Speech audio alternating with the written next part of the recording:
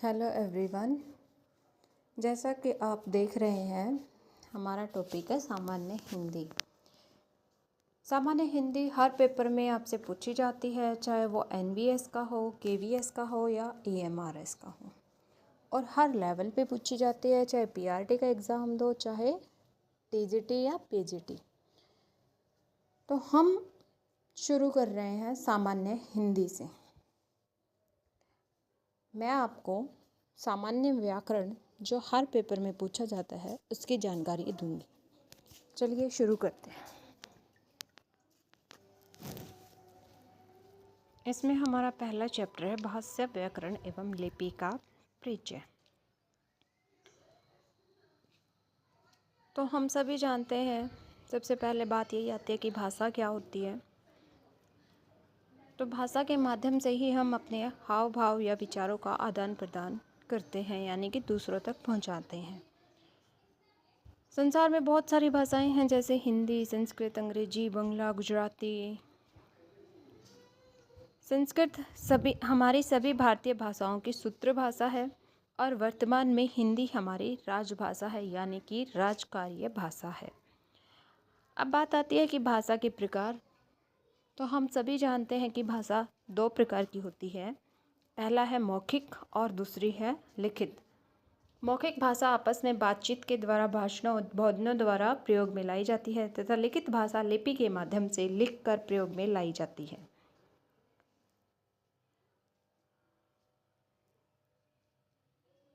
भाषा में परिवर्तन होते रहते हैं, दूसरी भाषाओं से भी शब्द आते हैं। इन्हीं परिवर्तनों के कारण नई नई भाषाएं बनती रहती हैं।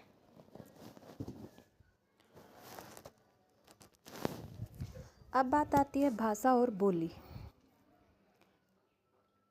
तो बोली भी हमारी एक भाषा ही है, लेकिन एक सीमित क्षेत्र में अगर कोई भाषा यूज होती है तो हम उसे बोली कहते हैं या उपभाषा भी कहते हैं।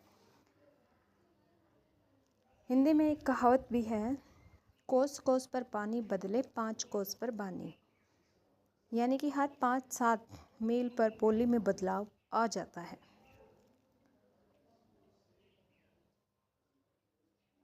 अब बात आती है व्याकरण क्या होता है।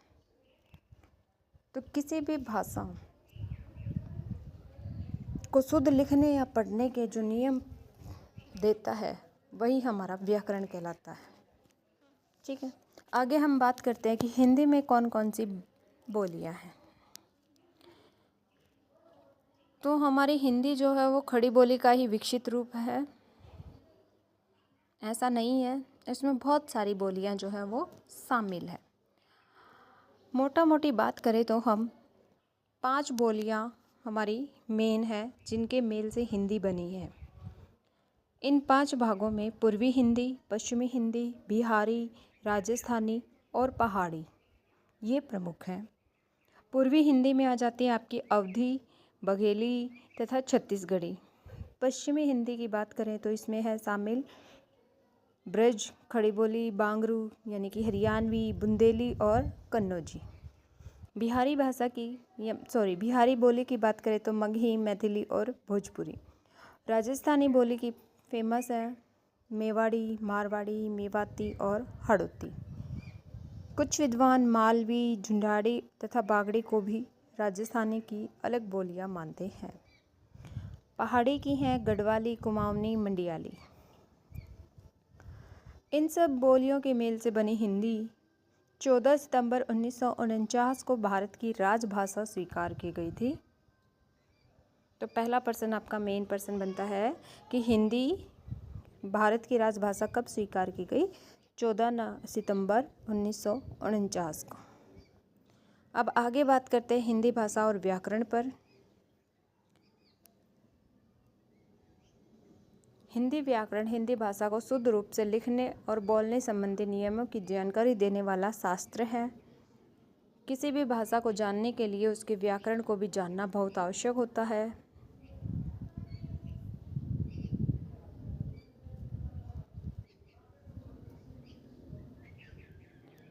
अगला है लिपि। अब भाषा की ध्वनियों को लिखने के लिए जिन चिन्हों का प्रयोग किया जाता है उसे लिपि कहते हैं। यानी कि भाषा की मौखिक ध्वनियों को लिखकर व्यक्त करने के लिए जिन वर्तनी चिन्हों का प्रयोग किया जाता है वह लिपि कहलाती है। अब जैसे बहुत सारी भाषाएं हैं वैसे ही उनकी लिपि भी अलग अलग है। जैसे कि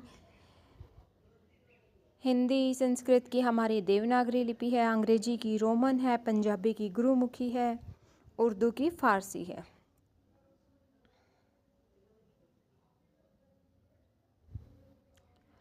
अब देवनागरी लिपि का एक निर्धारित मानक रूप है। देवनागरी लिपि का एक निर्धारित मानक रूप है जिसमें हमारे स्वर और व्यंजन आते हैं। स्वर हमारे 11 होते हैं, ए, आ, ई, उ, री, ए, आई, ओ, औ।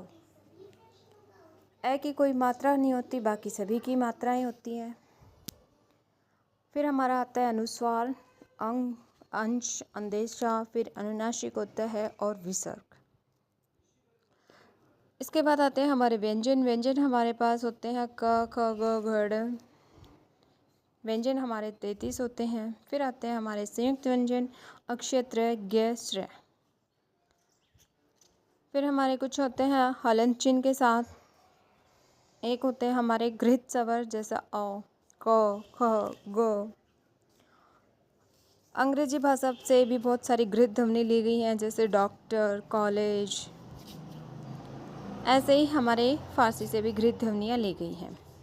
अब हमारे पाठ का सार है कि हम अपनी बात एक दूसरे को भाषा के माध्यम से ही कहते हैं। भाषा के 2 रूप होते हैं, मौखिक और लिखित। मौखिक भाषा को लिखने के लिए जिन लेखन चिन्हों का प्रयोग किया जाता है उसे लिपि कहते हैं। भाषा के सीमित क्षेत्र में बोले जाने वाले स्थानीय रूप को बोली या उपभाषा कहते हैं। हिंदी की 18 से 22 बोलियां 5 वर्गों में विभाजित की गई हैं। पश्चिमी हिंदी, पूर्वी हिंदी, राजस्थानी, बिहारी, पहाड़ी। और भाषा को शुद्ध लिखने और बोलने संबंधी जानकारी देने वाले शास्त्र को व्याकरण कहते हैं। और बात करें हमारी हिंदी भाषा की लिपि तो वो है हमारी देवनागरी। अब आपके सामने ये 4 क्वेश्चन दे रखे हैं, आप पढ़ सकते हैं। निम्नलिखित में से राजस्थान की बोली नहीं है तो राजस्थानी में आपकी अवधि नहीं आती। सीमित क्षेत्र में बोले जाने वाली भाषा के स्थानीय रूप को क्या कहते हैं तो ये आपकी उपभाषा होती है। किसकी लिपि देवनागरी नहीं है तो नेपाली, हिंदी, संस्कृत इनकी तो भाषा है, इनकी तो लिपि है देवनागरी। ये सारी देवनागरी लिपि में लिखी जाती हैं। और हमारी पंजाबी जो है वो गुरुमुखी लिपि में लिखी जाती है।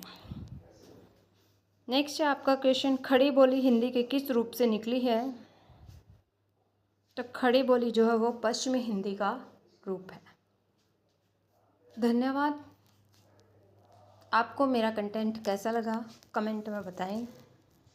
Have a nice day. आपका दिन शुभ हो।